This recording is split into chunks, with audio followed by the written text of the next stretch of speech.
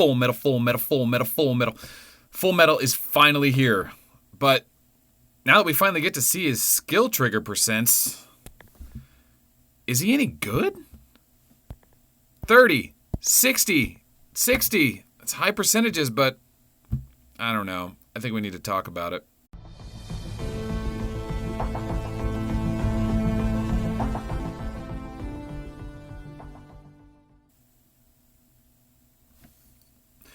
All right, so here's the thing about Full Metal. We have a lot of walkers available. Like, there's a huge offer. I mean, there's a talk about the meta that just needs to be had, because if you've been watching this channel for long enough, I'm not going to do this as a simple breakdown video anymore, because, listen, you guys know this stuff now. There's some newer players and some intermediate players that may not fully grasp the meta of walkers. A lot of the advanced players, a lot of people that are 100 videos deep into this channel are well-versed in what we're looking at here with these skills. But I don't want to, like, go down that route, because I kind of want to fit him into, like, where he's useful, because he's not terrible, right? Like, he's okay, but he's not going to replace Chief, and he's not going to replace Galileo, and he's not going to replace Hoodoo.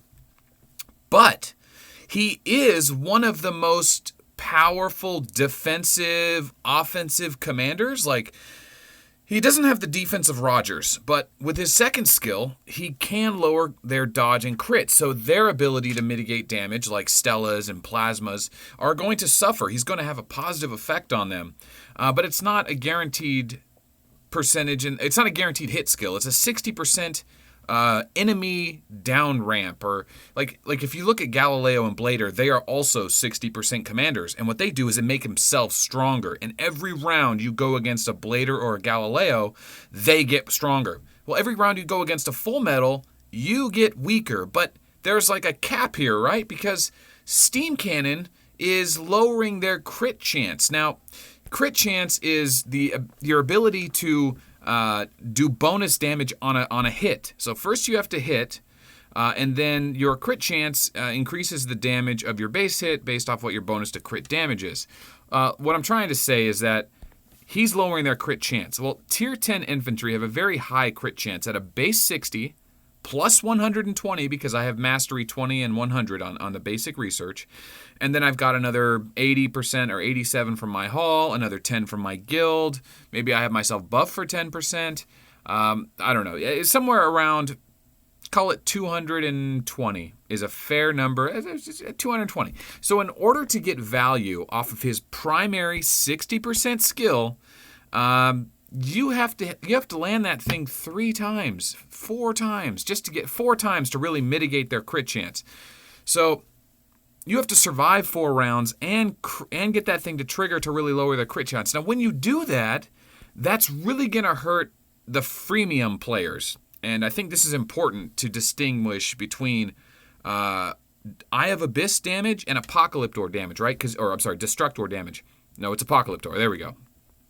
Okay, Devastation Helmet. There we go. All right, so Devastation Helmet and Eye of Abyss are the 2 damage helmets. You can argue Ghost Mask and Rabbit Ears, but they're damage, right? This one gives total crit damage here, and your Destructor gives attack damage, raw attack damage. Devastation Helmet works great because it doesn't require you to crit. But you may get more value long-term out of the Eye of Abyss because of the accuracy it gives, but it does require you to crit, which is no problem for most late-game players. We just assume we're going to crit on everything because we got all the research. We always crit. Full Metal saying you don't get to do that anymore if he keeps ramping up. But, eventually he's also hurting their dodge, too, and this does affect all troops, and it does lower their ability to hit you, or it does lower your ability to dodge. So it's kind of useless against airships. Airships aren't going to be dodging anyway, so he's very strictly a infantry killer. But, okay, so that's kind of on the table. Let's put that on the table for now. Let's talk about the next thing. His first skill is 30%. 30% is a strange percentage because we're so used to 20% skills on normal commanders and 20% skills on gems and 40% skills on commanders, but not 30. So 30, 1 in 3, almost 1 in 3 chance to trigger. So one guy in your front row is going to trigger it. And what it says is basically it's the infantry awakening, right? It's going to say, let me read it to you. Except for target, damage is 3%. So whatever your base damage is, and you can miss. This is not a guaranteed hit skill. It does not say guaranteed hit. I haven't proven that yet. I haven't even leveled mine up yet, but I don't think it's a guaranteed hit. Never trust the wording, though. That's why we have this channel in the first place. The damage to the second target is extra damage. So not only would you hit for 100, you would hit for 103. And this levels up to level 60, and at 60, it would be damage is 180%. I'm sorry. I said that wrong. Okay. Once you get it to level 33, then the damage that you do to the opponent behind him is 99%, basically 100. So it's a double strike, but to the rear strike. Now, what's great about this is that walkers always hit the front row. If you know about Pkwy and Hoodoo, they are incredibly good at blowing up the front row. But they really struggle on hitting the back row. And obviously airships are, Golem and Rogers are so prevalent that walkers don't like going against airships, let alone knowing that airships can just send in the back row and at least skip the first round of turns if they're attacking. So airships can always have an advantage on walkers if they just put, one ranger in each slot in the attacking row, because walkers can't do anything to them. They have to get Gemini to trigger to hit the back row, but it's just not something you want to rely on. A 20% skill is not something you want to rely on. Well, Fullmetal, this is where he becomes interesting. He can counter that march. So late game, when you're used to seeing people send, you're sending, for example, they would normally send, let's say, ranger in the front, right? And then, if it's an airship guy like Golem and he's attacking you, he'll probably do something. Oh, I can't. There we go. He'll probably do something like that. Oh, I can't do it. I don't have enough leadership yet. Anyway, they'll put their big troops in the back, right? And that way, when a walker commander's defending, their awakening goes off and it only hits their front row. Well, the front row awakening is at 60% chance. It's going to blow him up. Then the airship gets to attack and basically doesn't have to worry about damage to his back row. So Fullmetal provides that utility if you main him, right? If you don't want to main Hoodoo, which I don't recommend. If you watch the Pocket Hoodoo series, I don't recommend maining Hoodoo if you don't want to, because he's a utility commander like Plasma. Anyway, more on Hoodoo later. Bottom line is you can main this guy, and he can definitely devastate the front and back row. But you don't want to be building a commander to counter Golem and Rogers, right? Because he's not going to be a good counter. He just has a weird utility that most commanders don't, that he could hit that back row.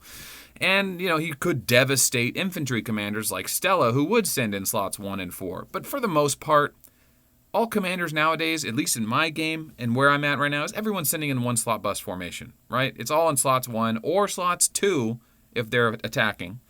And this ability, his 30% skill, only hits that back row, which usually is Rangers or nothing. And he doesn't get a bonus for killing the Rangers or anything.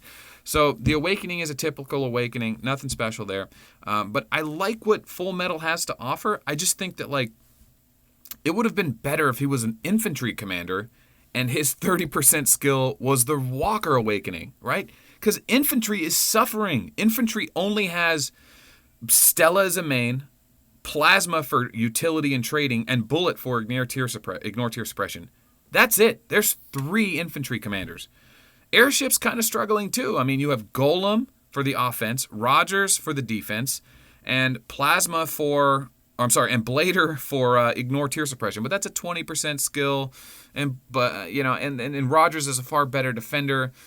So I kind of say those 2 airships and infantry are kind of have less options than Walker. Infantry suffers more because you have to go Stella if you want to main her, or Bullet if you don't want to use main troops. Airships gives you a little more versatility with Vega and Raymond and building up to those commanders. Takeda and Cohen are good feeder commanders, while Walker is just so rich with great commanders. Galileo, heals, ramps. He's like a better version of Blader, except he doesn't have ignore tier suppression. Hoodoo, Death Rattle, amazing. Chain Blast comboed with Awakening, oh my god, amazing. Pkwy, who's part of this amazing Fullmetal event, is basically a better version, a harder hitting version of Hoodoo, but he doesn't get the benefits of Death Rattle. He just has Sticky Bombs, which hits a little harder, and a 20% guaranteed hit skill. So he's a better main than Hoodoo in a fair fight, but I still think Hoodoo is far more useful for common play. So anyway, I mean, you have these options, right? You have Hoodoo and Pkwy as versatile main commanders. You got Chief, and then Rock, 40% ignore tier suppression. So Walker is just so stacked, and Chief, he's a crappier version of Golem, but he's still good. for a 1-slot bus commander, and he hits that front row. He's so good. I don't know. I like that we're getting new commanders. I just wish he would have been an infantry commander and brought a little more to the table, because this steam cannon, which I'll come back to, only goes so far. You know, once you trigger that a few times, it's useless against dodge is useless against airships, right? So that's like a loss of value there. How much value are you getting for that? And then he will struggle because he doesn't have a guaranteed hit skill. So I just don't see it going very far. I don't love it. I love it 60%. I wish Robin would have had a 60% skill. I wish Robin's skills were 60%. But we did get a new commander, so hats off to the dev for that. I'm not taking my hat off. And he is cool, right? Let's get his flavor text in here. I like to do that. He is definitely a nod to Fullmetal Alchemist, the Japanese manga, and I think he kind of looks like one of the characters in there. Some say that Fullmetal is an android. Others say that he wears an armor suit. Some even say that he's actually a mutated gorilla, but no one is certain. I am certain he's not a mutated gorilla. So, yeah. That being said, this event, one more thing, I'm going to throw this in. I should have thrown this in at the beginning. So if you stuck around all the way to the end and you hear people saying, oh, this Fullmetal event's BS, these devs are greedy, this is one of the best events I've ever seen for a commander. I mean, think about this. All right. This event, you have to, it's called Commanders Assemble, release commanders at the Warp Gate. You have to release 250 commanders to not only get Fullmetal, but you also get Echo. Echo! He's the Season 1 Galactic Battle Top 32 commander. A lot of people were playing and didn't even get him. And a lot of people who did get him accidentally absorbed him, like me. I was so sad about absorbing Echo, but now I got him back. I'm super stoked about that. So, what's a release 10? 7,000 gold, right? So, you got to release 10 25 times, which is 175,000-ish. 175,000 gold. It's a lot of gold. But you do get Echo, you do get an A commander, and you also get a B and C, but you also get these little enter permits. These are worth 700 gold each, especially in the guild mobilization event when it says release an A, B, or C commander. You just pop one of those and boom, if you already have them at A, B, or C or higher, you get credit for it. So these things are worth a lot of gold, not to mention 2 advanced enter permits. That's 14,000 gold. Let's say you didn't use any of those. Not to mention, every time you release 10, it's a Pictor event. You're getting Pictor too. I did all my releases. What did my Pictor get to? Let me see what I got. I got him close. I think I got him like 5 or 6 times. So my Pictor's almost. Oh, let's see. Can I do that? No. Oh, there we go. Okay, let's see how close I got him. So we got Fullmetal. We got Echo. I got Pictor 3 times. I got a ways to go on him. Not to mention, you get magazines. The magazines. Just think about this. Okay, 175,000 gold in a buy one, get one mags is still worth... Oh, I hate doing math on these streams. You get 200 for 7,000. So every time you release 10, if you already have the commander at S-Class, like most people do, you average about 100 magazines per release 10. That's just an average. You get Bs and Cs that are worth more than 5 or 10. So, A's and Bs that are worth more than 5 or 10. So every time you release 10, you also get 100 magazines. So we cut that in half. That's still about 90,000 gold worth of magazines. So that 90,000 that isn't really wasted. So what this event really boils down to, and you will spend money for buy one get one mags gold one day. You will. So this event actually does end up costing around 80,000 gold. But for 80,000 gold, you get an A commander, a B commander, a C commander, an Echo, and Fullmetal, but also these extra things. So this is a sick event. This is one of the most generous events we've had, because you're going to walk away with 2 S commanders and a ton of magazines at a total cost of around 80,000 gold. And the average cost of a cheap commander is 20,000 gold. If you watch the 1 million leadership video, that's what it is. But you got 2 super rare commanders, and you get Pictors along the way. So I was pretty happy with this event. I wish I could have made this video sooner. Yeah. So that being said, that pretty much covers Fullmetal for now. I don't think there's anything special about him we haven't seen. We haven't seen like if he has ignore tier suppression or some kind of, guaranteed hit skill that isn't worded. Sometimes the wording's wrong, so we may revisit this later or check the description below. I like to add things there. Now, I got to plug the community. Hold on. Don't leave. Listen, if you're still here, join our line community. I am no longer the primary point of contact. We've had community members step up and help out. In the description below, I've listed the new members for the community, the liaisons, the champions that are inviting people to the channels. We have a ton of new channels. We've got the Arc 21 and Over Club for only high-level players.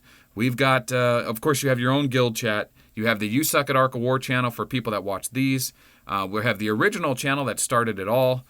We are starting a beginner and intermediate channel for people that just legitimately have like beginner questions and they're like embarrassed to ask them in the larger group. But that's the way this game goes. You know, a lot of new players are always coming in. They got the same questions. That's okay. We're going to group you in with a bunch of other people. And then as time goes on, if you want to be a part of a different channel, just ask. Say, is there any other channels for this? And we'll invite you. So, yeah, check the description below. Thanks for watching these videos. I hope you enjoyed this one. And you suck at Ark of War.